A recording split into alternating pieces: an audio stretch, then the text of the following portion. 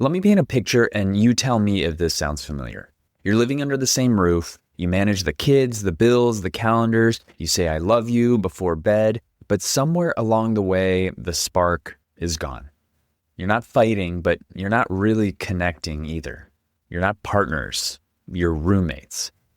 If that hits home, then you are going to want to listen to what this episode has to share with you. Because what kills most marriages isn't betrayal or blowups. It's disconnection.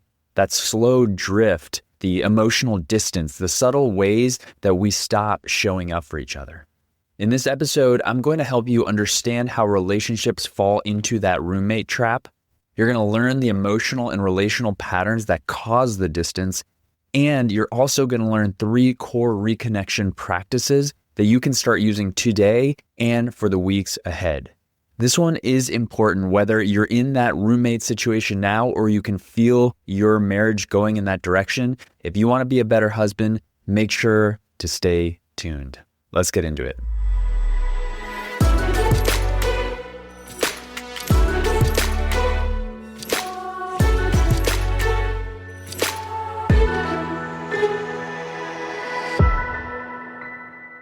Welcome to Better Husband, the podcast that helps you answer the question, how can I be a better husband? I'm Angelo Santiago, a men's marriage and relationship coach, and every week I bring you practical insights to help you strengthen your marriage and become the best husband you can be.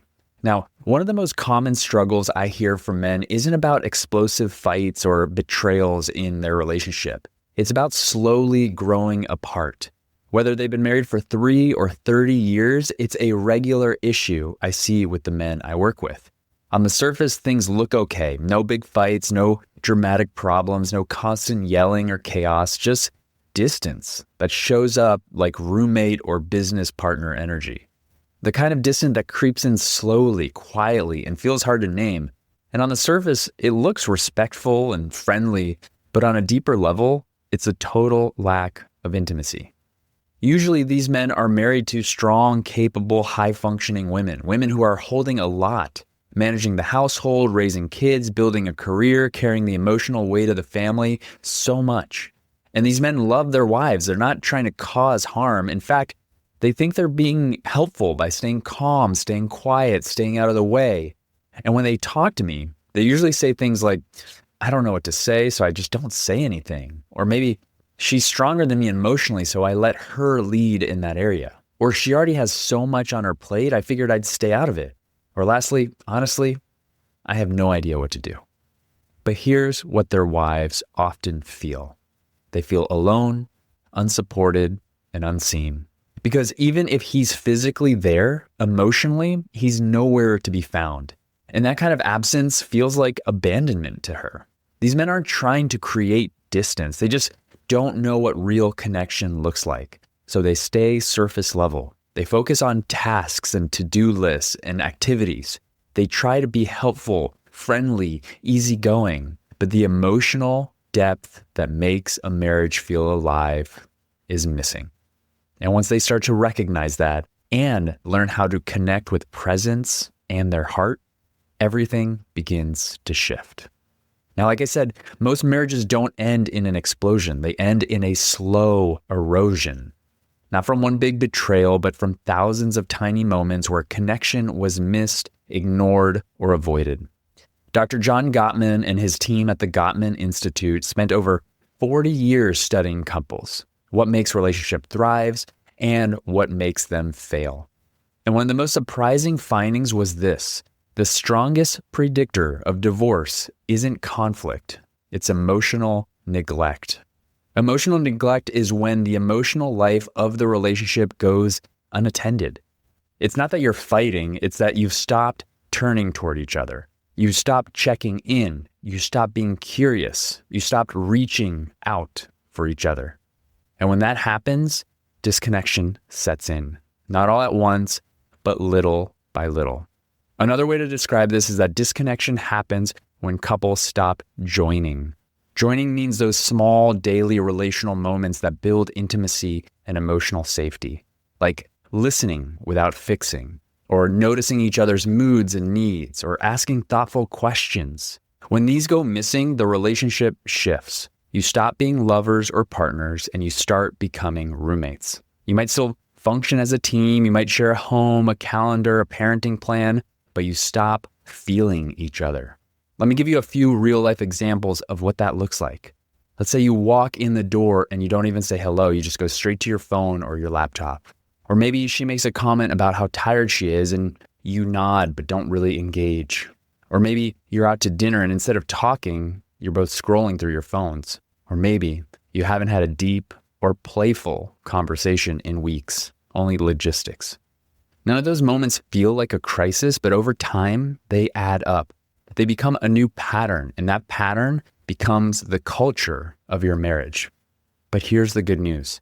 Reconnection doesn't require a huge gesture. It starts with small shifts in how you show up. Here are a few examples of what that might look like. When she walks into the room, look up and smile. Show her that she matters. Or at the end of the day, instead of how was your day, try, what was the best part of your day today? Or maybe leave a short note in her bag or her mirror or in a text that says something simple like thinking of you, grateful for you. Or even sit close to her on the couch, not across the room. Reach out, touch her hand. These may seem like small, even insignificant actions, but they're not. These are bids for connection.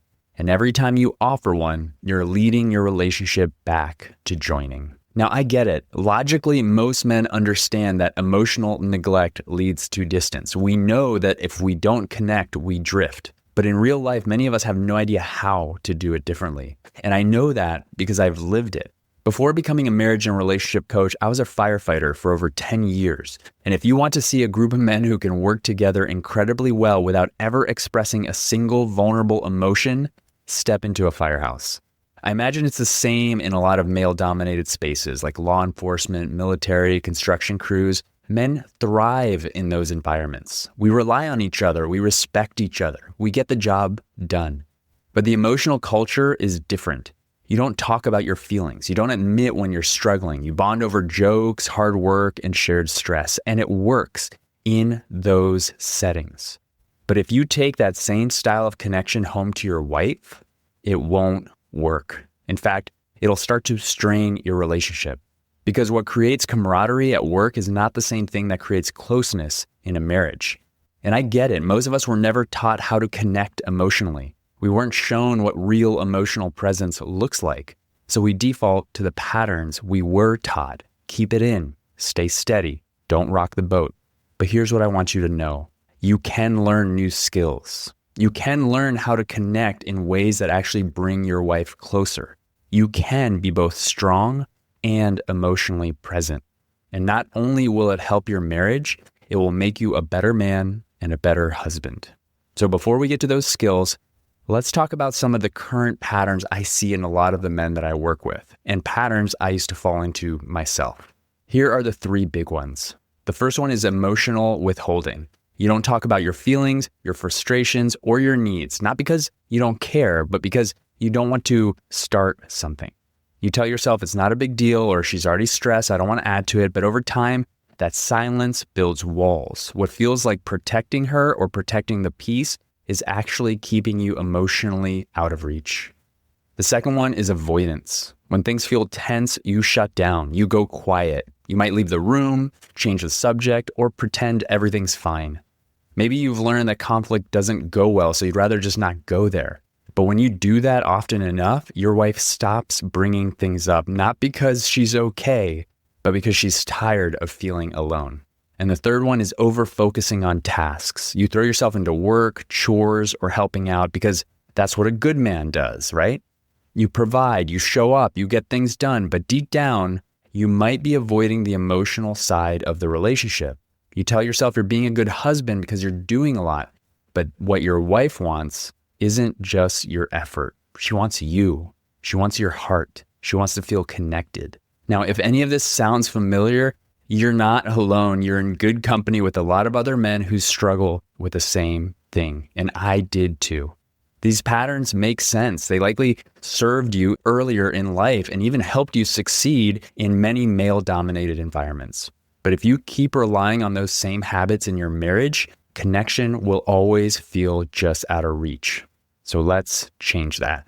Before we get into the skills and practices you can start implementing, I want to touch a little bit on what she's likely feeling but not telling you. So like I mentioned before, when emotional connection starts to fade in a marriage, it doesn't always come with a dramatic announcement. It usually comes quietly. Your wife might not say anything out loud, but inside she's feeling the growing weight of doing the emotional work alone. She may not be blaming you, but she's likely carrying unspoken questions like, why do I feel like I'm the only one trying to connect? Or why do I always have to be the one to start the conversation? Or does he even see me anymore or just live next to me? She might not bring it up directly, especially if past attempts were met with silence or shutdown. Instead, you might notice that she stops initiating conversations like she used to, or she gets irritated more easily or withdraws emotionally.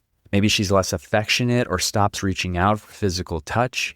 Maybe your time together feels more like logistics than connection. Or maybe she seems fine, but something to you feels off. This doesn't mean she's given up. It means she's trying to figure out how to keep going while feeling alone. Now, if you've realized that there's some distance in your relationship, here's the good news again. You don't have to fix everything overnight. You just have to start showing up differently one little moment at a time. Here's what you can start doing today to shift out of the roommate dynamic. Real quick, before we get back to the show, if you're like me and you're a busy husband with a lot on your plate, sometimes you hear something on this podcast, an idea or a specific practice or a suggestion, and you have every intention of doing the thing that you just heard. But life gets busy and sometimes you forget. Well, that's why I created the Better Husband Toolkit. This is a short, concise, downloadable cheat sheet with 3 of the most important relational skills I believe every husband should know and have in their tool belt in order to improve their marriage. If you're asking yourself, how can I be a better husband today? Go to betterhusbandtoolkit.com and download the short document. And if you have any questions, you can email me. I'd be happy to offer you some more support. Again, go to betterhusbandtoolkit.com or click the link in the show notes and get your toolkit today. Now back to the show. I'm going to give you 3 practices that you can use in your marriage to become a better husband. Pick one and start using it today, then slowly add the others to your toolbox and revisit them regularly. The first one is make one meaningful emotional bid per day. Now, according to decades of research from the Gottman Institute, strong couples make frequent emotional bids, these small moments where they reach out for connection. This might be a compliment, a question, a physical touch, or even just sharing something personal. These bids are like small deposits in your relationship's emotional bank account. They build trust, safety, and intimacy through consistency. You don't have to overthink it. Start small. Try saying, I was thinking about you today. Or here's something I appreciate about you. Or how are you feeling today, really? Or maybe it just looks like a hug that lasts a couple seconds longer and feels more loving. These bids communicate that I see you, I'm with you, and I care. Even if this doesn't spark a deep conversation at first, your consistency helps her start feeling emotionally seen again. Make one meaningful emotional bid per day. Now, the second one is create 10 minutes of us time every night. This one's a non-negotiable in the strongest relationships I've seen. 10 minutes a day, uninterrupted, device-free, kid-free, task-free, just for the two of you. It's not about coming together to solve problems or make plans, but to really be with each other, to check in, to prioritize your time together as a couple. Think of it as emotional maintenance so that things don't break down. Here's a simple structure to start. Simply ask, what felt good between us today? Or what do you need more of from me lately? And then listen to each other. If you want to go deeper on this practice and understand why it's so essential for all marriages, check out episode 16, How 10 Minutes a Day Can Transform Your Marriage. I break it all down there. Even if the first few nights feel a little awkward, don't quit. Keep showing up. Over time, this becomes the heartbeat of your relationship. Create 10 minutes of us time every night. And now the third one is own the distance and then invite connection. Now this one takes courage and leadership, and it's powerful. If you've been emotionally absent, call it out, name it, not to shame yourself, but to build trust once again. Say something like, I've been realizing how disconnected we become, and I want to start rebuilding that. This kind of statement does three things. One, it shows self-awareness, which builds safety. Two, it names the elephant in the room, which relieves the pressure. And three, it expresses a desire to change, which creates hope. You're not promising perfection, you're just initiating repair, and that's what your wife is craving. You're letting her know that I see the gap and I want to close it. It doesn't have to be a big moment. In fact, the more grounded and genuine it is, the better. One honest sentence from the heart can begin to melt weeks or even years of distance. Own the distance and then invite the connection. When you start practicing these small, consistent moments of connection, something begins to shift. You're no longer just coexisting. You're no longer leaving the emotional work up to her. You're building something different now, together. And that's how couples stop drifting and start rejoining. So let's put it all together now. If you're feeling more like roommates than partners, it probably didn't happen overnight. It happened little by little when emotional bids stopped, when moments of connection got replaced with tasks, and when both of you stopped reaching out to one another. Here's what I want you to remember. First, disconnection doesn't always look dramatic. It often looks quiet. Second, you don't repair distance with chores or checklists. You repair it with presence. Third, you may have learned to avoid vulnerability, but you can learn to reach out again. Number 4, you don't need to fix everything today. You just need to start showing up in small, consistent ways. So take a few minutes and sit with these reflection questions. 1, when did you stop prioritizing emotional connection with your wife? 2, what patterns are keeping you emotionally distant, even if you're physically around? And 3, what would you shift in your marriage if you made just one meaningful emotional reach every single day? This week, I want to challenge you to take action. Remember the 3 practices. Make one emotional bid per day, big or small. Say something kind, ask how she's really doing, reach for her in a way that reminds her, I see you, I'm here. Or spend 10 distraction-free minutes each evening just being present with her. No phones, no TV, just connection. Even a few minutes of intentional presence can shift the energy between you. Or own the distance and then invite connection. If you've been drifting apart, say it gently, honestly. Something as simple as, I've been realizing how disconnected we become, and I want to start rebuilding that. That can be a powerful start to a deeper conversation. Now, if you want weekly reminders to help you show up as a better husband, I'll invite you to join my email list at angelosantiago.com, and I'll send you encouragement, tools, and insights straight to your inbox every week. Finally, if you want support right now, you can book a coaching session with me at angelosantiago.com. All these links are in the show notes. Let's work together to make your marriage one that you can be proud of and love. Thanks for being here. I'm Angelo Santiago, and I'll see you next time. Thank you so much for listening. Before you go, I have a quick request. If you've ever gotten any value from the show and you want the show to continue to grow, to access bigger and more knowledgeable guests, and to keep providing you with more ways that you can be a better husband in your marriage, simply leave a rating and a review if you're listening on Apple or Spotify. It only takes a few seconds, and those reviews go a long way in attracting more experts and bigger guests to the show. So if you're feeling up to it, as a favor to me, I'd love to see a rating and a review from you. Thank you so much for being a listener and all your support.